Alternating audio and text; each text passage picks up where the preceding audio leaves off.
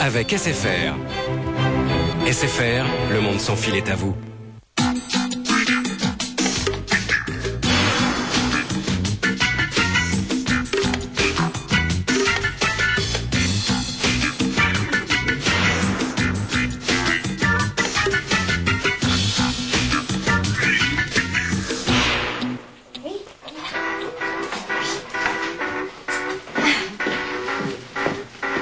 Bon, tu viens?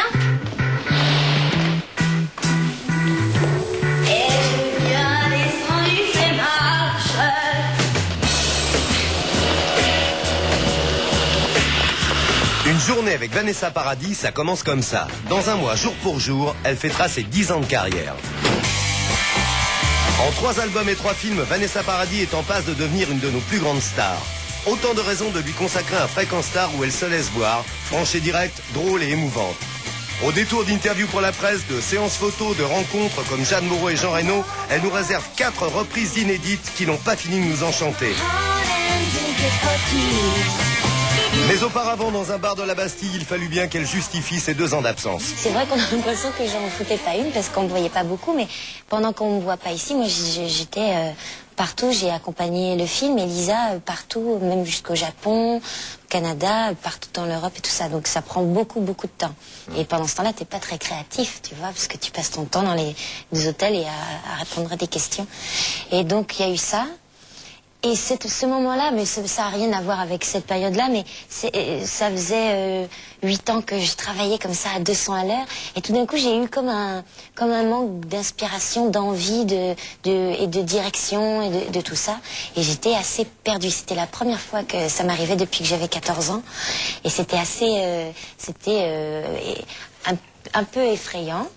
J'ai la chance de pouvoir décider de pouvoir prendre une année sabbatique, tu vois, mais je l'avais pas décidé, j'avais vraiment envie de travailler, mais j'avais pas les idées, mon instinct, tout ça, ça me suivait plus, et je savais pas ce dont j'avais envie, par où il fallait que j'aille, vers quoi ou qu'est-ce. Donc c'était assez perturbant cette période. Et puis le goût est revenu quand j'ai fait un concert après pour Canal+, qui était juste une soirée, mais l'air de rien, moi j'avais pas chanté depuis longtemps et tout ça, donc j'avais vraiment besoin de me préparer, donc j'ai préparé tout mon petit truc pendant 15 jours, après j'ai répété 1 mois avec mes musiciens, et ça m'a redonné le goût, l'envie et c'était un nouveau moteur, quoi.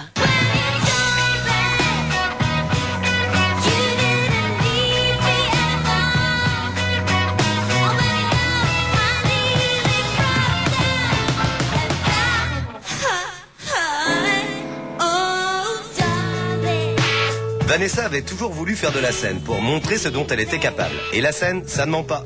Il y a tout juste 4 ans, elle donne ses premiers concerts. Et son public, médusé, découvre une véritable showgirl qui électrise les planches devant des salles combles.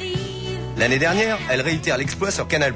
Mais cette fois, outre son plaisir et le nôtre, c'est pour la bonne cause. Vanessa chante au profit de Rêve, une association d'aide aux enfants malades qu'elle parraine.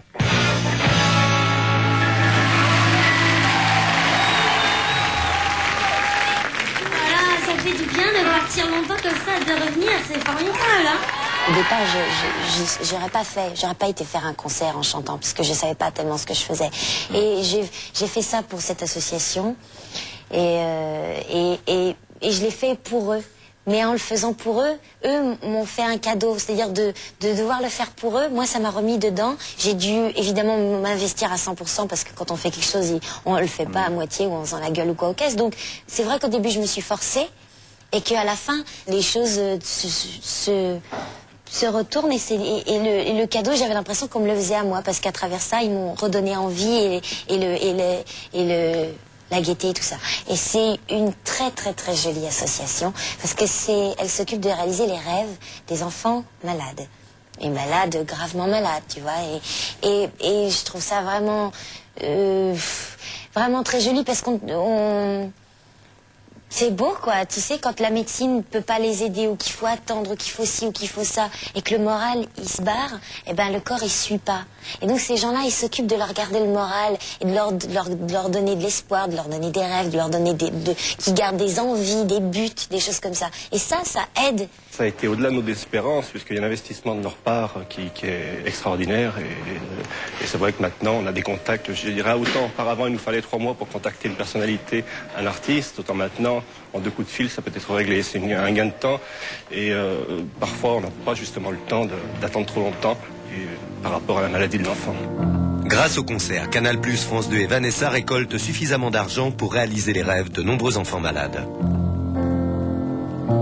So speak kind to a stranger,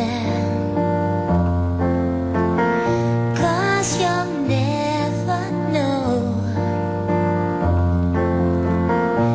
He just might be an angel come, oh, knocking at your door, oh, knocking at your door. And I'm waiting on an angel,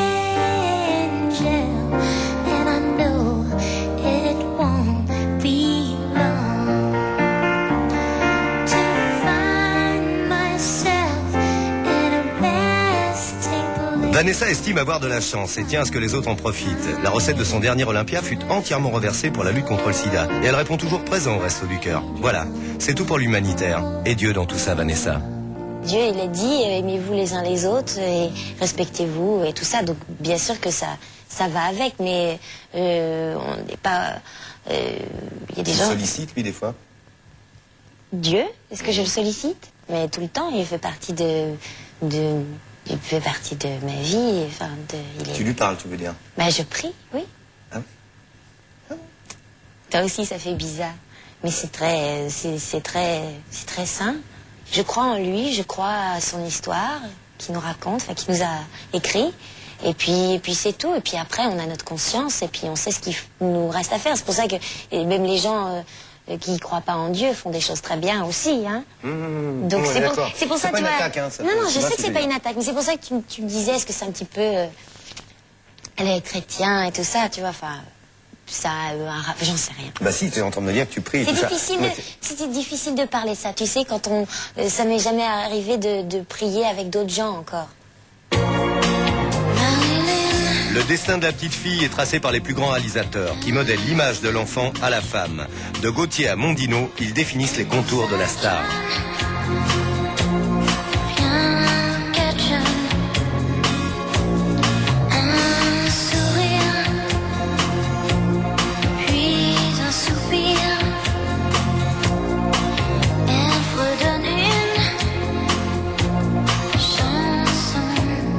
Quand tu regardes tes clips, il y en a eu beaucoup depuis 87, tu regardes un peu l'image, là aussi il y a eu la chance de travailler avec des réalisateurs brillants et de talent.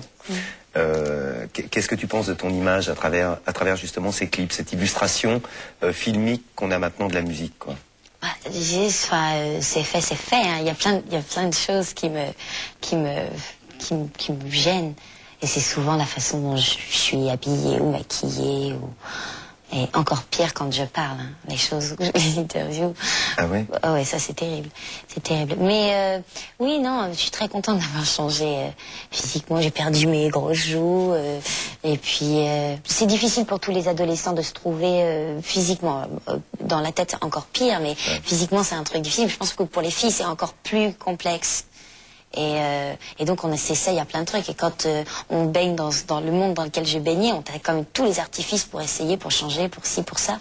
Et puis moi à 14 ans, je voulais être une femme, quoi. Je voulais mon idéal féminin quand j'étais adolescente, c'était Béatrice Dalle-Cieux. Donc c'était franchement très très loin de moi, mais une vraie femme avec des hanches et des gros seins et très féminine et avec beaucoup de maquillage, mais donc sur une gamine de 14 ans, ça rend pas du tout pareil.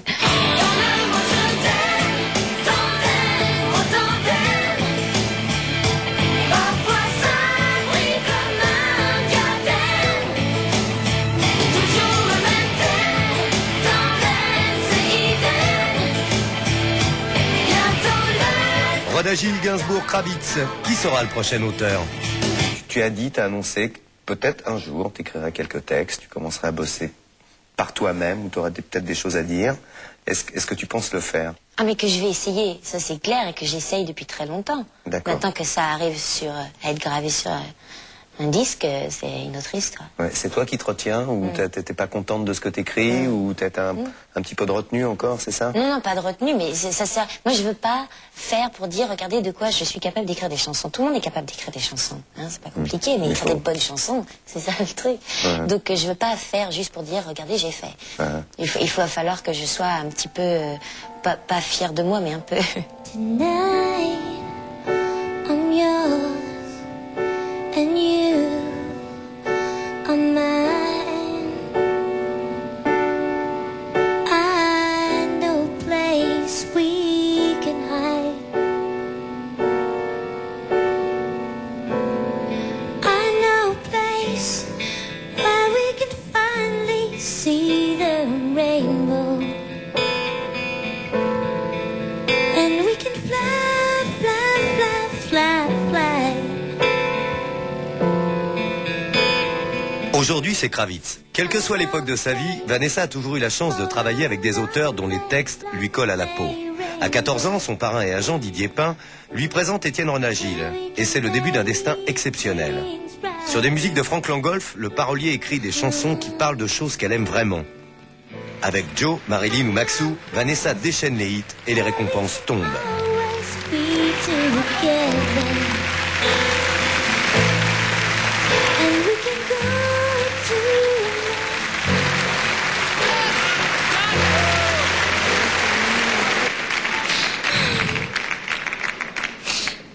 Je voudrais remercier Frank Langolf qui est mon compositeur. Je dis un gros merci à Étienne Renagil qui était devant sa télé. Je lui fais un bisou à Didier Pin. Qu'est-ce qu'elle va nous chanter, cette grande fille? Hein? Et comment ils s'appellent, tes parents? Puis vient la collaboration avec Gainsbourg. Révélation. Vanessa se laisse découvrir. Ses textes lui parlent d'émotions qu'elle a vraiment ressenties. De plus, ils sont écrits à la première personne du singulier. Gainsbourg fait valser l'image gadget des débuts de sa Lolicéenne et avoue carrément qu'il a tenté d'analyser son âme.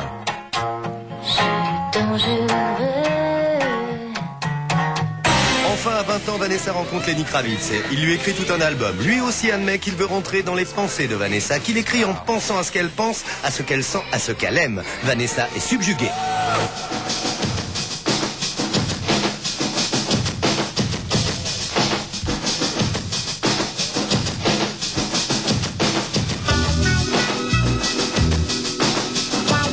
Nous aussi, nous avons voulu nous insérer dans les pensées de Vanessa, afin de voir en elle comme dans un miroir. Nous l'avons mise en scène, elle s'est prêtée au jeu du tu l'as dit. J'explique. Ce sont ses déclarations de presse toutes tendances depuis 10 ans. En les évoquant, nous recueillons ses réactions. Elle confirme ou elle affirme. Exemple. C'est vrai que quand on se balade dans la rue, on a envie de temps en temps d'avoir une vie comme les autres, sans avoir à signer des autographes et à sourire à tout le monde. C'est pour ça que t'es parti aux États-Unis, non ? Non, au départ, je suis partie aux États-Unis vraiment pour vivre autre chose. Et qu'une fois que j'y étais, être tranquille, ça me fait beaucoup de bien. Alors maintenant que tu as de l'expérience, tu vis ça comment ? Je vis la célébrité, je trouve ça me... c'est bizarre. C'est bizarre. Ce que je trouve injuste, mais enfin, il y a des choses plus injustes, c'est pas très grave, c'est d'arriver quelque part quand tu n'as jamais rencontré des gens et que ces gens-là, ils te connaissent, enfin... Quand tu arrives, ils ont déjà plein d'idées, plein de choses et plein de jugements. Ils sont déjà tout préparés et t'as même pas ouvert la bouche, tu leur as même pas dit bonjour. Et c'est un handicap. Alors bon, évidemment, il faut bien que ça soit un handicap parce que ça t'amène tellement de privilèges. Mais ouais, non, la célébrité, moi, le côté, ça m'effraie, et ça me gêne. Je suis devenu parano assez jeune car dès l'école, il y avait une bande de filles qui voulaient me casser la gueule et qui m'appelaient Brigitte Bardot. Parano, avec ce qu'on m'a fait vivre quand même de 14 à 17, c'était assez normal d'être parano. Hein. Quand à chaque pas que tu fais, tu manques de te prendre un crachat dans la figure ou de te faire insulter ou de voir la haine dans les yeux des gens, ça rend un poil parano quand même. Qu'en est-il de ta parano aujourd'hui ? Ma parano est soignée. Soignée parce que moi j'ai trouvé beaucoup plus ma place, je me sens beaucoup plus à l'aise dans mes baskets et que je connais mieux la vie, un peu mieux. J'ai loué mon premier appart à moi toute seule il y a 4 mois à New York. J'ai été acheter mes canapés, mes tables et mes fourchettes toute seule. 1er avril 94. Tu te rends compte de l'exploit? Je ne suis pas la dernière à critiquer, je taille des costards à tout le monde. Canal+, juin 92. Tu peux nous donner quelques exemples? Non, non, parce que je taille des costards en privé. Je taille pas des costards à la télé ou en public, parce que moi, il y a un truc que je me suis fixé il y a pas très longtemps, c'est que les artistes, ils font plein de choses. Il y a des choses qu'on aime, il y a des choses qu'on n'aime pas, mais au départ, c'est quand même des gens qui sont venus devant d'autres gens et qui sont enfin, au sens figuré, se sont mis à poil devant vous et devant nous, quoi. Et déjà ça, c'est, il faut beaucoup de courage et faut ranger sa fierté, ranger tout ça, et faut y aller. Déjà ça, c'est une chose à respecter. Après, on n'est pas forcé d'aimer ce qu'on fait, ce que les autres font et tout ça. Donc c'est pour ça que ça sert à rien de dire, oh, celui-là, il est nul, quoi. Par contre, quand je suis avec mes copains, mes copines, et qu'on est franchement moqueur, ça y va, quoi. Mais pas là. C'est insulter les grands chanteurs que de dire que Vanessa est une grande chanteuse. Tu n'as jamais répondu... si, Pascal Sevran. Une grande chanteuse, je suis assez d'accord avec lui, je suis pas une grande chanteuse, mais quand à l'époque, quand il disait, oh là là, quand sa voix arrive, enfin quand elle arrive à arriver jusqu'à mes oreilles, ça m'énerve, ça, je ne sais plus ce qu'il avait dit. Est-ce qu'on peut trouver un clip du 45 tours, ou des 45 tours, il a dû en faire plusieurs, le pauvre, de Pascal Sevran, parce qu'alors lui, quand il chante, c'est pour ça qu'il est présentateur télé, d'ailleurs. Il a dû comprendre, lui aussi. Depuis 2 ans et demi où je fais ce métier, j'ai rencontré les journalistes plusieurs fois. Au bout d'un moment, on a des rapports copain-copain. On croit qu'on peut se dire des choses entre nous, et puis le lendemain, c'est dans la presse. On lit des choses qu'on n'a pas envie de lire. Et ça me choque. Aujourd'hui encore, tu te fais piéger? Oui, bien sûr. Donc aujourd'hui, c'est plus l'incompréhension. Bon, en même temps, je suis pas très douée pour expliquer les choses, et je fous les gens en pleine confusion très souvent, donc c'est peut-être aussi de ma faute. Mais quelquefois, j'ai expliqué, j'ai passé 2 heures à expliquer un truc, en choisissant tous les chemins possibles pour que le mec, il ait vraiment bien compris. Après, je lis le truc, et ça ne veut rien dire, et je suis navrée. Quels que soient ses rapports avec la presse, Vanessa se doit d'assurer ce que beaucoup d'artistes appellent le service après-vente, c'est-à-dire la promotion qui précède la sortie de leur film. Nous l'avons suivi chez son producteur, Christian Fechner, lors d'une après-midi consacrée à cet exercice de style. Je suis désolée, excusez-moi monsieur, parce qu'on avait rendez-vous à je sais pas quelle heure. Mais moi j'ai fait du télé et ils m'ont mis 1 heure de retard. C'était pas de ma faute parce que moi j'étais à l'heure. Et évidemment, lors de ces journées, l'artiste est souvent en retard et le journaliste généralement en avance, ce qui ici lui laisse le temps de choisir d'éventuelles photos du film qui illustreront son article. Le premier contact est toujours très important. Le ton et le fond de l'article qui s'en suivra en dépendent directement. Le premier de la série, Le Figaro. J'ai fait une émission de télévision. C'est tout. C'est tout, vous êtes gentil et ça dure longtemps. Pour la promotion d'Un amour de sorcière, qui sortira mercredi 19 mars, Vanessa aura donné en tout une 40aine d'interviews tous azimuts, dont 8 télés et 2 journaux de 20 heures, sans parler de tous les articles écrits à son sujet par des journalistes qui n'ont pas eu le privilège de la rencontrer. Mais ce jour-là, ce n'était pas le cas. Au bout d'1 heure, c'est au tour du second journaliste de prendre place. Un autre journal, un autre style. Alors en fait, ça va être une interview, mais il y aura aussi un petit peu de jeu pendant l'interview. D'accord. Et ça s'enchaîne, l'un après l'autre, les questionnaires vont se succéder. Ce n'est pas trop dur ce rituel? Oui, c'est vrai que c'est un principe assez bizarre. C'est un petit peu des rendez-vous, c'est un peu comme chez le médecin, quoi. Moi, je suis docteur, bonjour, vous avez quoi? Et puis voilà, et puis c'est un peu comme ça. Donc ça a peut-être un petit côté un peu inhumain, mais moi, j'y suis habituée, donc bon, je prends le pli. C'est peut-être pour eux c'est pour eux que c'est plus difficile. S'ils arrivent comme ça, et hop, montez, faites vos interviews, faites vos questions, allez hop, c'est fini, au revoir, merci. Ah bon, mais il m'en manque 10, c'est pas grave, on n'a plus le temps, au revoir, dégagez. C'est difficile, c'est pas les meilleures conditions. Mais en 10 ans de métier, Vanessa a appris à gérer cet aspect du journalisme. À elle seule, elle assure 80% de la promo d'Un amour de sorcière. Et le film ayant également été tourné en anglais, elle devra renouveler l'opération lors de sa sortie à l'étranger. Aujourd'hui, elle prend cet exercice comme un jeu, même s'il faut répondre aux mêmes questions des dizaines de fois. C'est dire, on est là, on a l'air très naturel à la télé, bien sûr. Ah, alors envoyez, qu'est-ce que tu veux? Ouais, super, non, il y a un micro, il y en a 2 derrière. Il y a des projets, et je suis tout à fait naturelle. Une question banale, mais il faut bien commencer par une question. 3 films en 7 ans, c'est pas beaucoup? Les interviews durent en moyenne 3/4 d'heure, 1 heure, et Vanessa trouve enfin un moment pour déjeuner entre 2 séries. Souvent, quand je fais plein de choses comme ça, en 4e vitesse et tout, j'ai pas très faim, donc j'oublie facilement de manger. Et là, il est au moins. Et Il est déjà 16h et ça repart. Le planning de Vanessa étant surchargé, les journalistes arrivent à plusieurs pour recueillir ses propos. Vanessa, craignant un phénomène d'overdose de son public, refuse autant d'interviews qu'elle en accorde. Mais à la longue, est-ce que Vanessa ne finit pas par attendre les questions qu'on lui posera? Non, je les attends pas, justement. Le moins de questions possibles, le mieux c'est. Franchement, et puis souvent, qu'est-ce qu'il n'y a pas quelque chose dont vous rêveriez de parler? Oui, mais pas à vous. À ma copine, à mes amis, mais pas à vous. Non, franchement, je suis vraiment là pour défendre mon film. Hein. Je suis pas là pour... même si un peu, quoi. Mais par contre, il y a un domaine où Vanessa ne s'étend jamais, c'est sa vie privée. C'est un principe chez elle? Déjà de parler, hein, c'est compliqué. Déjà de faire des interviews, c'est compliqué. Alors, expliquer la musique, les films, tout ça, c'est pas facile parce que souvent, moi, je trouve que ça se passe d'explications et que l'imagination des autres est beaucoup plus intéressante que ce que moi je pourrais expliquer, disséquer et tout ça. Et voilà, quoi. Mais si en plus il faut dire quelles couleurs sont mes chaussettes et celles de qui je repasse, enfin, voilà, quoi, C'est clair et c'est fini. Vanessa ne parlera pas de ses histoires d'amour, sauf en chanson.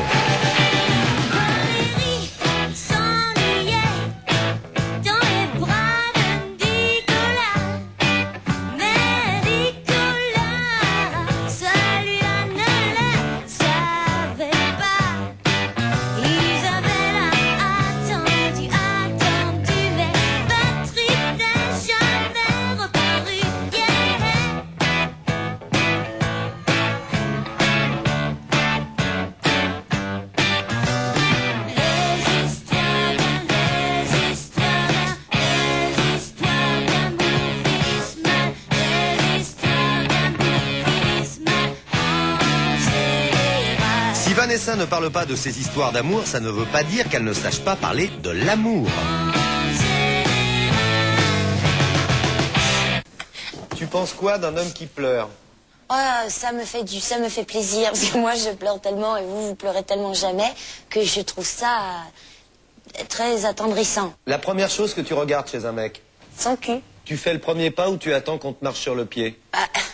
Tu sais, comme il me drague pas, je suis obligée de faire le premier pas, mais en général je fais le premier pas. Oh non, ça dépend. Es-tu d'une nature jalouse? Bah ouais, oui, comme tout le monde, mais pas... je fais pas des crises d'hystérie, ça se passe, mais à l'intérieur, je ne raconte pas. Après une bonne engueulade, tendresse ou stress? Mais c'est tout blanc et noir comme ça, les questions, parce qu'après une engueulade, il y a quelquefois stress, et quelquefois tendresse, et quelquefois plus même, mais après une engueulade, c'est mieux tendresse, hein. Penses-tu qu'on puisse être fidèle toute une vie? Écoute, j'en sais rien, parce que pour l'instant, j'ai jamais fait toute une vie, alors... Quelle est la plus belle preuve d'amour que tu aies reçue et celle que tu as donnée? Ah, mais ça se dit pas ces choses-là. Pourquoi tu parles si fort, Laurent? Parce que t'es loin. Mais non, je t'entends. Quelle est la preuve d'amour que tu as reçue? Quand on aime très fort, on peut rester amis après? Faut être deux, hein, pour rester amis. Serais-tu capable de vivre sans amour ou de mourir par amour? Ouais, je vais mourir par amour, vivre sans amour, aucun intérêt. Tu préfères quitter ou être quitté? Ah, mais t'en as d'autres des questions comme ça?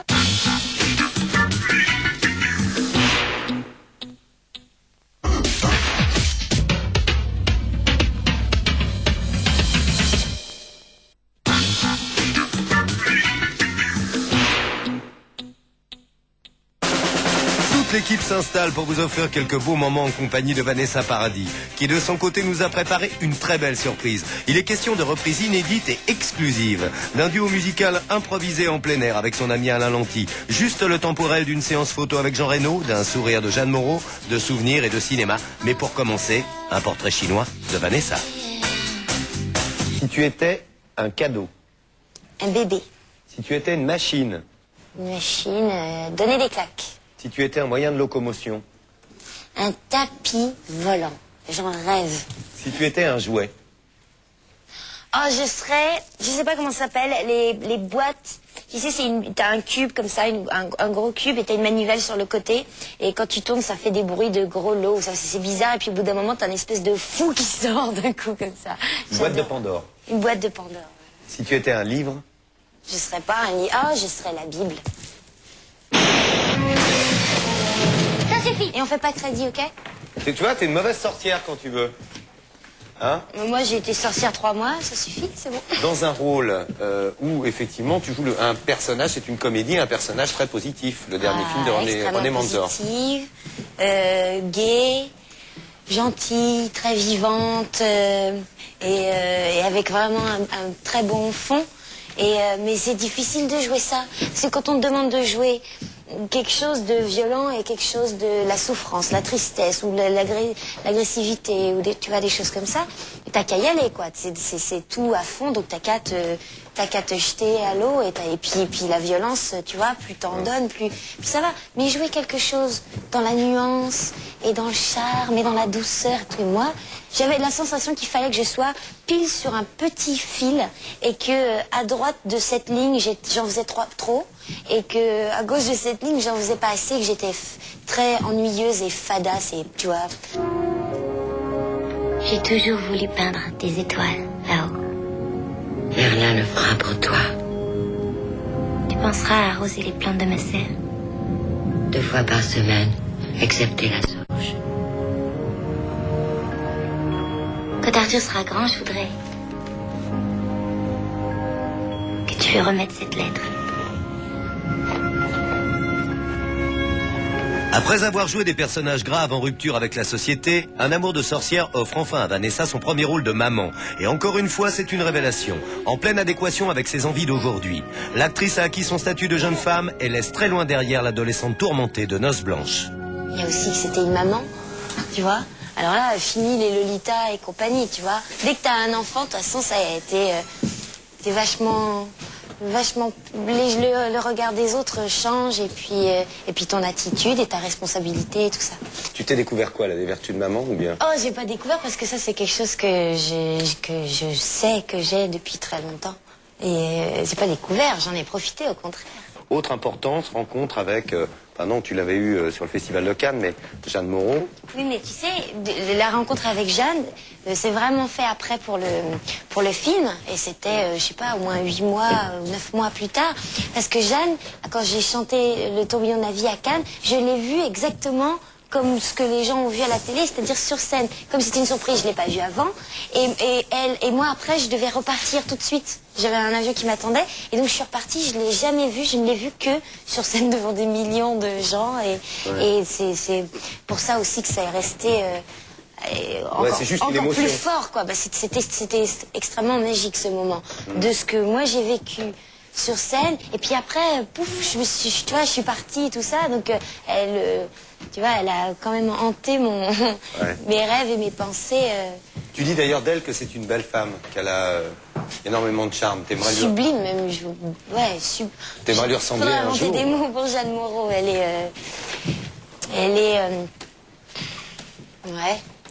est presque parfaite, donc parfaite. Elle avait des yeux d'opale qui me fascinaient. Il y avait l'ovale de son visage pâle, de femme fatale qui me fut fatale, de femme fatale qui me fut fatale. On s'est connus, on s'est reconnus, on s'est perdu de vue, on s'est perdu de vue, on s'est retrouvés, on s'est réchauffé, puis on s'est séparés. Chacun pour soi est reparti dans le tourbillon de la vie. Je l'ai vu un soir, aïe aïe aïe, ça fait déjà un fameux bail, ça fait déjà un fameux bail. On s'est connus, on s'est reconnus, on s'est perdu de vue, on s'est reperdu de vue, on s'est retrouvés, on s'est réchauffé, puis on s'est séparés. Chacun pour soi est reparti dans le tourbillon de la vie. Je l'ai vu un soir, là, là, elle est retombée dans mes bras, elle est retombée dans mes bras. Quand on s'est connu, quand on s'est reconnu, pourquoi se perdre de vue, se reperdre de vue? Quand on s'est retrouvé, quand on s'est réchauffé, pourquoi se séparer? À tous deux, on est reparti en tourbillon la vie. On a continué à tourner, tous les deux enlacés, tous les deux enlacés, tous les deux enlacés. Il m'est difficile d'exprimer tout ce que j'éprouve pour elle, mais elle le sait. Les sentiments sont quelquefois difficiles à mettre en mots, et les sentiments que j'éprouve pour elle sont un mélange de spontanéité, d'attraction, qui a commencé au-delà de la fameuse soirée spectaculaire où elle m'a chanté le tourbillon de la vie au Festival de Cannes. J'étais déjà attirée par elle avant de la connaître. Elle a une nature très riche. Elle a une faculté de concentration et de déconcentration qui peut très bien habituer ensemble. Elle a ses pulsions enfantines qui la poussent faut se lâcher, faut rigoler, et puis en même temps, elle a le sens de la gravité. Pour moi, c'était un spectacle et en même temps une participation très intime de la regarder tourner. Je ne pense pas. Je pense qu'elle a des qualités exceptionnelles et qui lui sont très particulières. C'est une grande intimité, vous savez, un tournage, donc je la connaissais à travers les personnages qu'elle avait interprétés. Et je savais qu'elle possédait des qualités innées et qu'elle était d'une très grande richesse. Donc après, c'est mêlé l'estime, un peu d'émerveillement, puis c'est difficile à dire. Enfin, je l'aime beaucoup, voilà.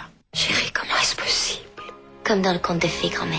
La célébrité et la publicité, photographiée ou interviewée. Ok. Et quel effet cela vous fait? C'était très agréable de travailler avec lui sur un film, parce que c'est quelqu'un que je connaissais comme un ami avant de le connaître en tant qu'acteur ou professionnellement, d'avoir travaillé ensemble ou de l'avoir croisé, genre dans les Césars ou un truc comme ça. Non, je le connaissais vraiment comme juste un ami que j'ai rencontré quand je vivais aux États-Unis. Et on avait des amis en commun, donc on s'est retrouvés très très souvent ensemble. Et puis tu sais, quand on est hors de son pays, on a tendance à très très vite avoir besoin de reformer un clan et une tribu. Donc on a été très souvent ensemble. Et puis voilà, et puis je l'adore et c'est quelqu'un de très... Je dis toujours la même chose, excuse-moi Jean, mais c'est vrai, tu es quelqu'un de très très sain.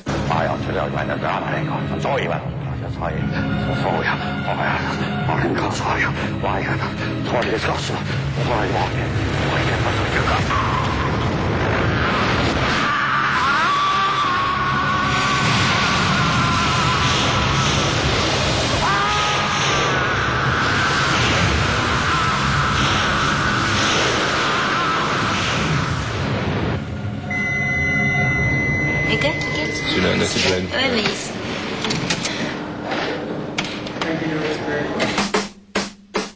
La promotion liée à la sortie du film Un amour de sorcière réserve parfois d'agréables surprises. C'est justement à l'occasion d'une séance photo réalisée pour la presse que Vanessa a retrouvé son ami Jean Reno. Lui aussi distille apparition et interview afin de ne pas lasser son public. Pour la promotion et pour Vanessa, il accepte cependant de déroger à la règle. Immédiatement, la magie opère. Malgré les objectifs et les techniciens, les deux acteurs donnent l'impression d'être seuls, loin de toute agitation. Alors Vanessa, tu vis ça comment, une séance photo? C'est pas comme jouer la comédie, mais presque, ça s'en approche. Il faut, comme on dit, espèce d'allumer un interrupteur. Quant aux fringues, Vanessa les choisit elle-même parmi celles que son styliste lui propose. Fini le look Lolita, c'est dorénavant une femme qui s'offre à l'objectif. Combien il y a de temps de maquillage pour ce genre de préparation? Oh là! Ça dépend du matin, de la veille. Non, mais ouais, faut bien compter 1 heure, hein. Très demandée, tous les photographes rêvent d'une séance avec elle. Mais pour elle, c'est mieux d'être photographiée par une femme ou par un homme? J'ai pas de préférence, vraiment, parce que c'est pas... On parle souvent de rapport de séduction. C'est vrai, quand on fait des photos, on a intérêt à être le plus joli possible et on se sert de sa séduction, ça c'est sûr, mais c'est pas ambigu avec le photographe, même si on le regarde et qu'on lui fait les yeux de velours, tout ça, c'est pas... C'est un jeu. Oui, c'est un jeu, donc homme ou femme, ça me dérange pas. J'ai plus travaillé avec les hommes, je crois. Quoi qu'il en soit, le choix du photographe est primordial. C'est avant tout son propre univers mêlé à celui de son modèle qui ressortiront sur les tirages. Ce jour-là, Vanessa a choisi Bruno Jubiner. Elle sait où se placer, comment prendre la lumière. Elle te facilite vraiment le boulot. Si elle sent pas quelque chose, vaut mieux réfléchir 2 secondes parce qu'elle a assez souvent raison. Bruno, dans un souci de qualité, tire d'abord des Polaroid test des images qu'il désire obtenir. Mais au final, qui choisit les photos publiées? Moi, je fais une sélection que je lui soumets et c'est elle qui a le final cut.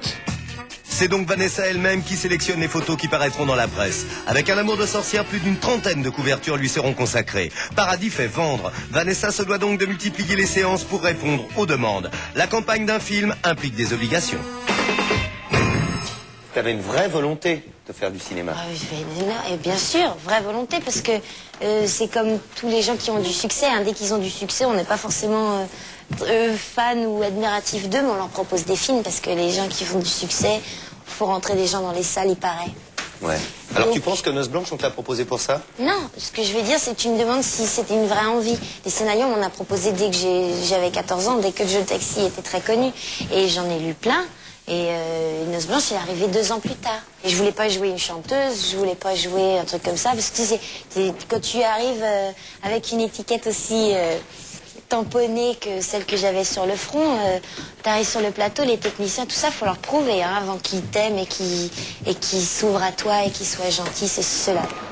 Yeah, the medical collective singer hasn't yet found the way of. Mademoiselle Tessier, vous voulez venir avec moi, je vous prie? Alors tu viens, oui?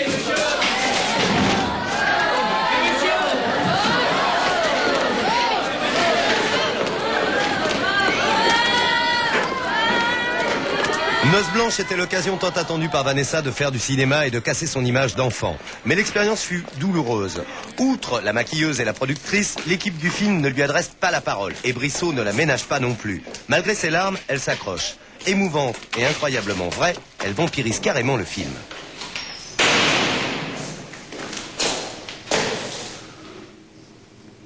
Tu vas nous emmerder longtemps comme ça? Oui. Le succès est immédiat, les récompenses l'accompagnent.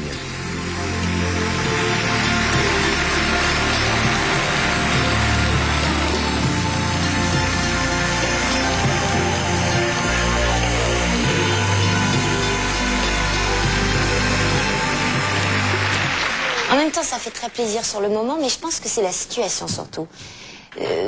D'avoir des gens que tu admires, ils sont tous assis devant toi. Tu montes sur la scène, t'as peur de tomber, t'as peur de dire des bêtises, tu vois. T'en as dit d'ailleurs, il y a des fois t'as perverti les noms, les machins. Ouais. Toi, t'as eu une année d'ailleurs incroyable parce que tu es victoire de la musique, César, prix Romy Schneider. Pour le même film, Noces Blanches et Victoire. C'est un peu lourd à supporter quand on est très jeune, non, subitement, une telle consécration, non? Enfin, c'est un plaisir évidemment, mais... Ça change pas grand-chose. Hein. On dit, je crois que les récompenses comme ça, c'est ce qu'on dit, que ça aide les films et tout ça, mais les acteurs, en tout cas moi, ça m'a pas fait avancer du tout, quoi. Rien du tout. Enfin, dans l'avenir et des projets concrets, ça n'a pas changé grand-chose. Mais t'es une vraie gloire locale. C'est qui cette cruche? Tu couches avec aussi? Tu lui fais père Fouettard ou le curé Lubric? Non, t'es une vraie petite peste. Oh, puis tu sens l'oignon en plus. Qu'est-ce que tu fais là? Qu'est-ce que tu veux que je fasse là? Va danser, banane. Danser? Pourquoi t'es déguisée comme ça? Comme quoi?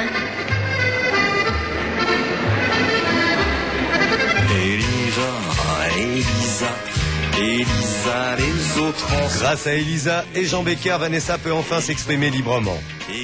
Sa rencontre avec Depardieu est un moment intense. Il la met en confiance et du coup Vanessa joue dans tous les registres. Charme, force, détresse et tendresse. Avec lui, elle devient une véritable actrice. Oh non, vraiment, Elisa.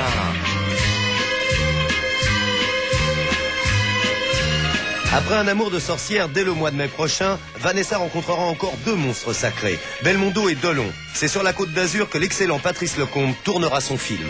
On me dit toujours, alors, quand est-ce que vous tournez avec des jeunes ou tournez avec des vieux? Déjà, c'est agréable pour les gens avec qui j'ai tourné. Et puis, moi, j'adorais tourner avec des jeunes gens. Je ne peux pas les forcer à tourner avec moi. Il faut qu'ils en aient envie aussi. Et puis, j'adorais surtout, j'adorais faire un premier film. On croit, alors, vous faites que des trucs avec des gens reconnus, des acteurs reconnus, décider ça. Non, j'adorais faire partie de la première expérience d'un metteur en scène, de son premier film et tout ça. C'est en général bourré d'une certaine émotion comment dire, à la première fois, quoi, tu vois. Sur un tournage, après une scène difficile, tu as l'impression que le metteur en scène n'est pas content de ta prestation. Qu'est-ce que je fais? Ouais. je le cherche. Je le pousse à dire des choses désagréables, en fait. C'est plus rassurant, parce que quand on dit tout va bien, je dis oh là là, tout va bien, t'es sûr? Donc, je vais tout droit sur lui. Hein. Alors, t'es content? La Bonne Fée te propose un super scénario avec choix de tes partenaires et du metteur en scène. Oh, ça serait quoi? Oh, ça serait un truc super bizarre, ce que j'aurais tendance à dire peut-être Scorsese, un truc comme ça, mais en fait, Woody Allen, Marlon Brando et moi, ça serait très bizarre, et ça, j'adorerais ça. Un journaliste qui t'a précédemment descendu te demande une interview. Oh, ça, le problème, c'est qu'ils m'ont à peu près tous descendus quand même et qu'aujourd'hui j'ai fait des interviews avec les 3/4 d'eux et je ne sais pas lesquels sont parce qu'ils signent rarement de leur nom. Enfin si, il y en a qui le font, mais ça dépend, c'est-à-dire descendu intelligemment en disant des choses sensées. J'ai très envie d'aller discuter avec lui et de lui faire changer d'avis.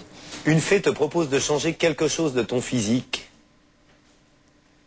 Bah, déjà je me rajoute 15 cm. De ta personnalité? Être extraverti. Tu as 35 ans et des petites rides marquent ton visage. Ton agent te demande de te faire un lifting. Ouais, ben, c'est facile de dire ça à mon âge. À 24 ans, je dirais non, mais on verra à 35 ans. Tu es un homme, tu croises Vanessa Paradis. Tu en penses quoi? Je sais pas, si j'étais un homme, bah, en général, vous faites quoi? Je me la ferais bien, la petite. Lors d'un concert ou d'une remise de prix, la salle te hue dès ton entrée en scène. Ouais. Et ben, la fois où ça m'est arrivé, je suis restée, j'ai chanté ma petite chanson et après je suis allée pleurer pendant 15 jours. Voilà. On vous l'avait promis, pour son Fréquence Star, Vanessa nous avait préparé une exceptionnelle surprise avec son complice Alain Lanty. Le secret était bien gardé. On avait juste rendez-vous dans un lieu qui, vu notre retard, nous refusa l'entrée. Dépité, tard dans la nuit, la solution s'est imposée. En un temps record, l'équipe installe le piano dans la rue. Sous les yeux ébahis des passants, Paradis et Lanty interprètent 4 titres inédits. L'émotion n'en fut que plus forte. Dominique, on est parti là. Clem, c'est parti là. Ça va tourner là.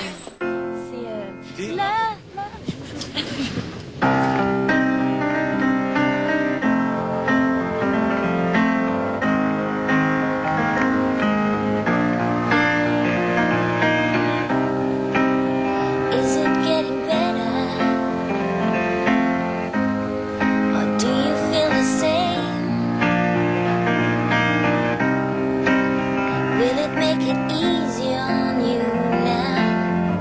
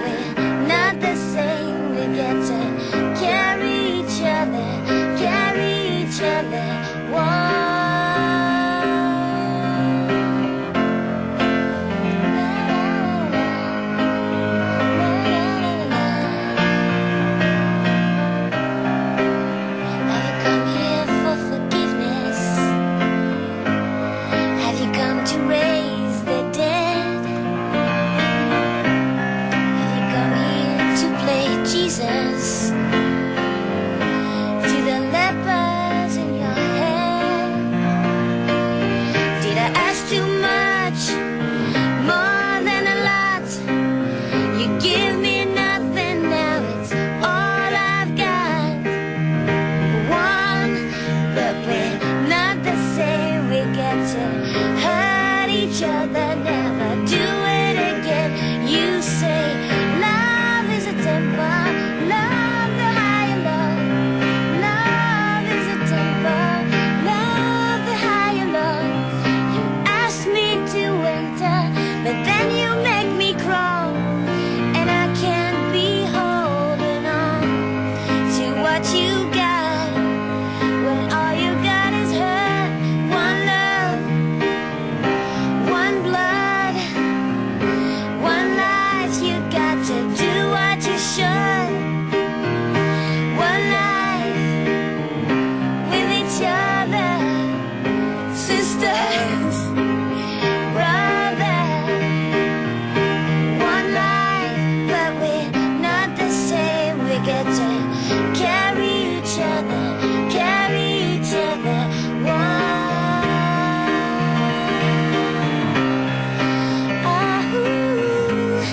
Baby, baby, baby.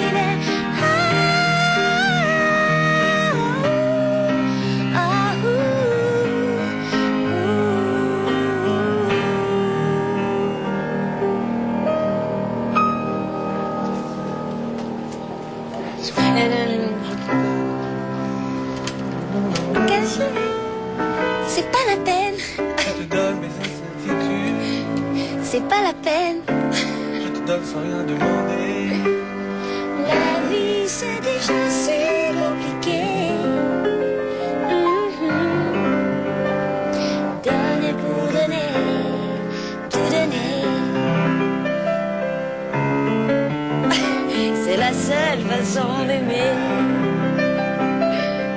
Donner pour donner, c'est la seule façon de vivre.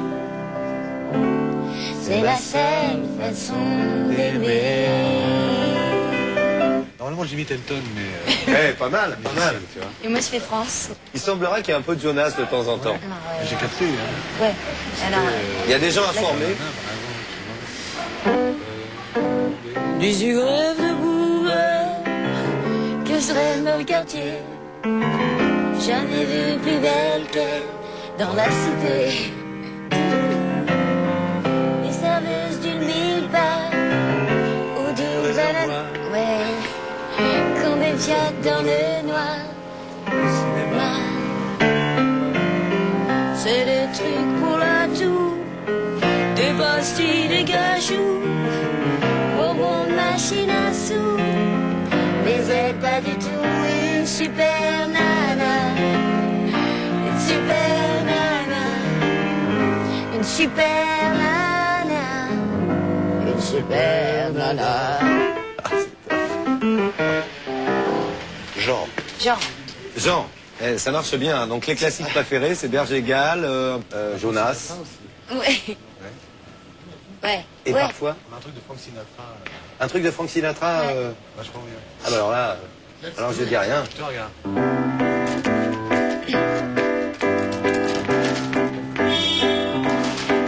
I've got you under my skin.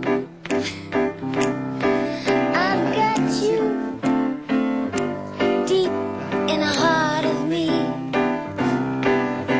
So deep in my heart, you're really a part of me. I've got you under my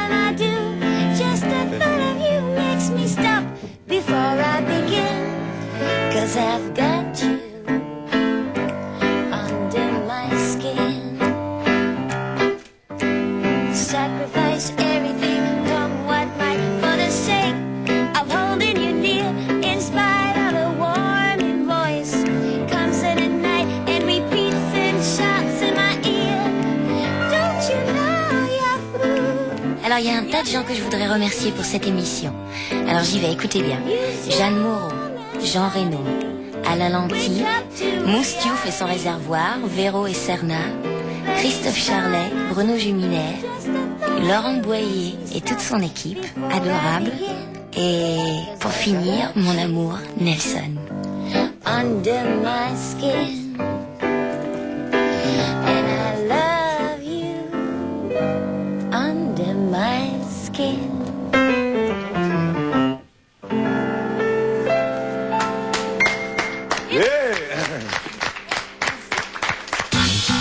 Restez pas trop longtemps dehors, vous allez prendre froid.